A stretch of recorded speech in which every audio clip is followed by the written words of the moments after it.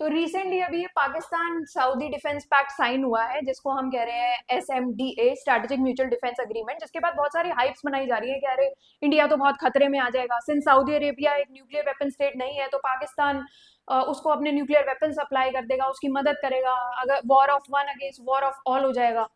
तो ये सारे ना हाइप्स थोड़ा सा हम बस्ट करने की कोशिश करते हैं। तो सबसे पहली चीज तो यही बोली जा रही है कि अब सऊदी भी एक न्यूक्लियर वेपन स्टेट बन जाएगा। कैसे बन जाएगा?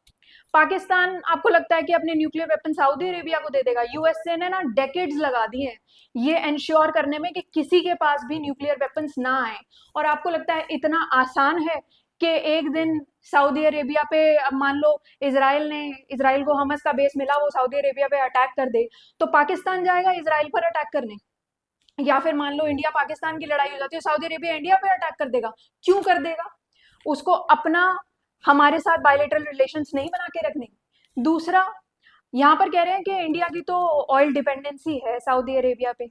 अब अगर पाकिस्तान और सऊदी अरेबिया का डिफेंस अग्रीमेंट साइन हो गया, अब ये तो इंडिया के लिए खतरे वाली बात हो जाएगी। तो मैं आपको ये बताना चाहती हूँ कि इंडिया ना बहुत पहले ही अपनी डिपेंडेंसी मिडल ईस्ट से ऑयल के लिए खत्म कर चुका है। इंडिया ऑलरेडी रशिया से ही अपना ऑयल इंपोर्ट करता है। इनफैक्ट डोनाल्ड ट्रंप ने अभी जो टैरिफ्स भी बढ़ा दिए थे, उसके बाद भी इंडिया ने रशिया से कोई ऑयल इंपोर्ट करना अपना बंद थोड़ी कर दिया है।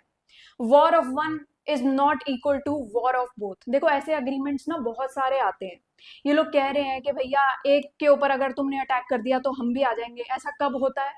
अगर मान लो अभी ये तो यूएसए भी अपना नेटो बना के बैठा है, उसी के करके तो पाकिस्तान ने ये डील पूरी साइन की है। पाकिस्तान को लगता है कि वो यूएसए बन जाएगा।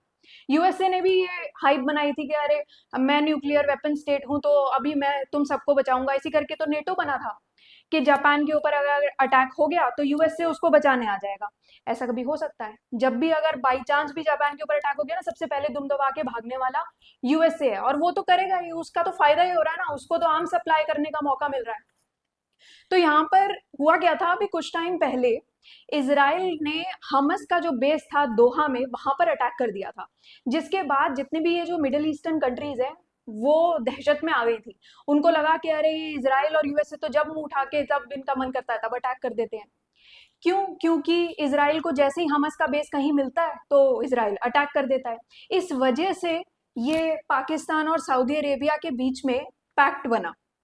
तो अभी जो पाकिस्तान कह रहा है कि मैं एक न्यूक्लियर वेपन स्टेट हूं, मैं तुम सबको बचाऊंगा, ऐसा होता नहीं है। पाकिस्तान की ना दो कौड़ी की भी औकात नहीं है कि वो जाके किसी को बचा लेगा। इतना पैसा उसके पास है भी नहीं। तो पीएसआर ऑप्शनल में पहले भी इस टॉपिक पर क्वेश्चंस पूछे गए हैं। तो यहाँ पर जो दो तीन क्वेश्चंस बनते हैं, सबसे पहले तो यही बनते हैं कि पाकिस्तान और सऊदी अरेबिया के बीच में जो ये डील हुई है, इसका इंडिया के ऊपर क्या इम्पैक्ट होगा, इंडिया कैसे रिस्पॉन्स करेगा। इंडिया वैसे भी रिन्यूएबल एनर्जी में इन्वेस्ट कर रहा है, और मेक इन इंडिया इनिशिएटिव्स के बारे में लिख सकते हो। इंडिया की अपने ही जो न्यूक्लियर वेपन सिस्टम है और जो डिफेंस सिस्टम है वो बहुत स्ट्रांग है। अभी इंडिया पाकिस्तान की लड़ाई हुई थी, आपको लगता है पाकिस्तान अपनी सुरक्षा तो कर नहीं पाया, ये सऊदी अरेबिया की सुरक्षा कर लेगा? ये क्वेश्चन इस तरीके से भी आ सकता है। इंडिया का फॉरेन पॉलिसी अब क्या होनी चाहिए, कौन सी कंट्री के साथ चेंज कैसा होगा डिप्लोमेसी में, ये सारे क्वेश्चंस आ सकते हैं। आप पीएसआर ऑप्शनल के लिए प्रिपेयर कर सकते हो।